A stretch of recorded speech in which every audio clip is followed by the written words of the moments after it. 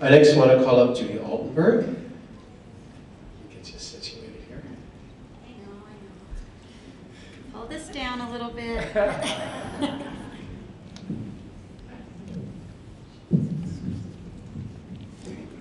Thank you. So my verse that really spoke to me the most is Lech Lecha.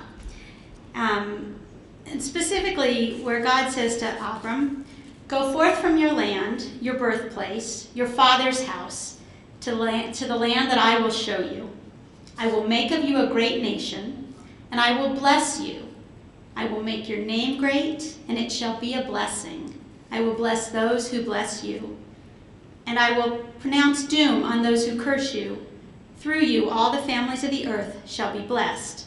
Now we may think of the Debbie Friedman song when we think of Lech Lecha. But Lech Lecha has had meaning to me for a very long time. It even was our closing song at our son's bar mitzvah. But it really guides much of how we live our lives. I'll tell you a little bit about me. I grew up in Denver. My dad is Mike Altenberg, my mom Roz of blessed memory. I'm the youngest of 4 kids and a large extended family. I've been married to my wonderful husband Bruce Plotkin for almost 24 years. And we have 2 kids of whom we're extremely proud, Jeremy and Gabby. And I grew up at Temple and was confirmed here and was quite active in BBYO. And our kids similarly have become bar and bat mitzvah here. And one has been confirmed, the other will be confirmed next year. So we really feel this connection. And you might say that I and many of my friends are kind of poster children for greater community involvement. Youth groups, summer camps, Israel trips. And then there was a gap in my involvement.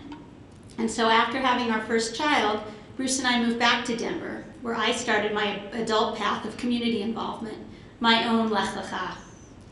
So to me, this verse of Lech Lecha addresses 4 things: leadership and risk-taking, community, blessings, and commitment and covenant. And so in particular, how does my Jewish journey relate to Lech Lecha?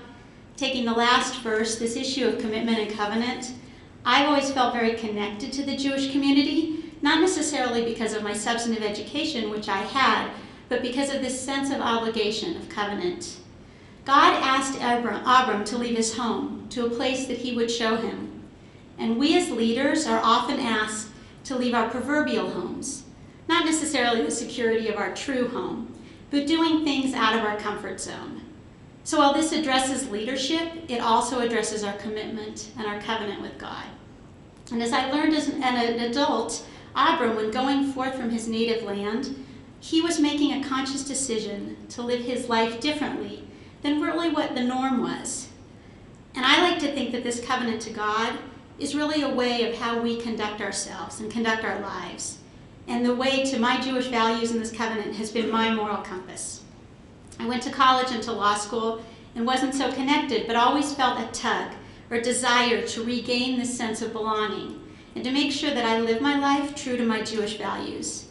I chalk this feeling up simply to missing my community, not necessarily understanding the explicit value of covenant. But the idea of making a covenant to God and Jewish people is that we never stop learning.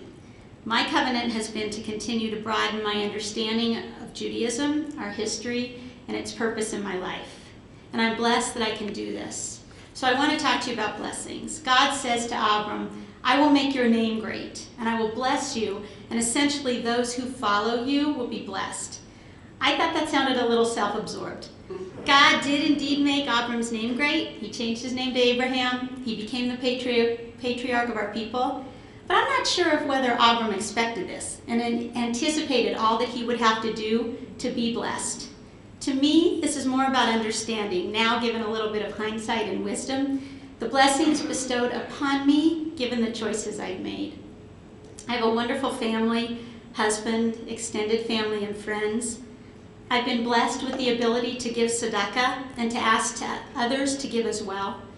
Because of my engagement in the Federation, American Jewish Committee, and yes, even BBYO, I've been given opportunities to travel many times to Israel and other places around the globe to understand Jewish life.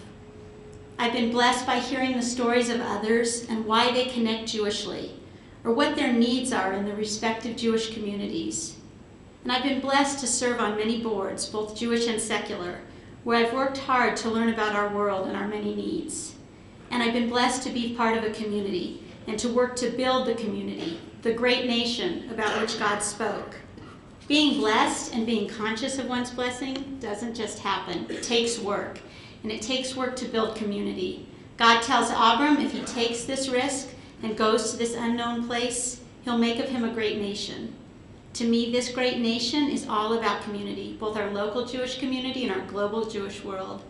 I also think the existence of the notion of our great nation is not just about the existence of community, it's really about building community. And that's hard. Just read this parsha. There's famine, there's violence, there's questionable relations, and more. But locally, we engage in debates over difficult issues, like how to allocate scarce dollars, what's the right way to educate our kids, even our own Jewish values and priorities as a community. And I've been part of these discussions, and they're hard. So things we do together build community, advocating for Israel, volunteering at an agency, participating in Mitzvah Day or Super Sunday. And for me, raising money for those in need, advocating, giving grant dollars in education, working for helping make our public schools a better place, building a temple community. These are personal ways that I've helped build a better community. My Jewish journey's been filled with mentors, peers, friends who help us all make a great nation. And they share this obligation with me to go forth. So finally, I just want to talk a minute about leadership and risk. Abram could have lived a simple life and essentially ignored God's command, just as we can all make decisions about our own lives. My challenges within my Jewish leadership often center around being true to our Jewish values and living up to the values that are at our core. Abram understood that we had to lead with integrity. So this verse for me frames so much of what leadership's about. We go forth and we have to do so with the understanding of all the subsequent verses.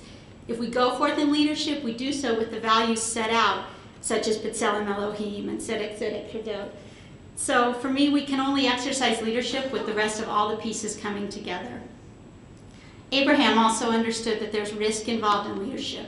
He really literally moved out of his comfort zone without really understanding what the consequences would be. And his journey was about multiple risks. And for me, each exercise in leadership involves the next risk. Yesterday, I had the opportunity to hear Hillary Clinton. Now don't worry, I never compare myself to her, and I don't have any political announcements to make. But she kept coming back to this notion of hard choices and getting out of one's comfort zone. And I don't think Hillary would say that this verse inspired her in the way it inspires me, but she too, in her own way, understood the notion of Lech Lecha. Leadership and risk-taking are indeed intertwined. Every opportunity is one that we can learn. And even tonight, for me, challenging myself to speak about my favorite verse in the Torah took me out of my comfort zone.